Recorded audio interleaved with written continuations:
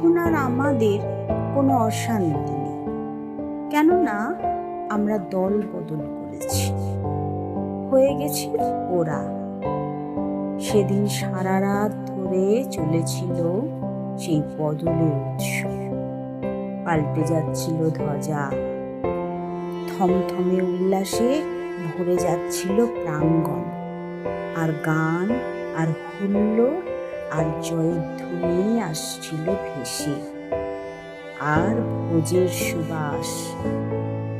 কোনো অশান্তি ছিল না আর, কেবল আগুনের হলকার পাশে তখনও তোমার মুখে গত জন্মের ছায়া দুলতে দেখে, তোমাকে নিঃশব্দ দেখে আমরা এগিয়ে এসে বলেছি, ভয় কি, এই তো ভালো হলো, আমরা এখন হয়ে গেছি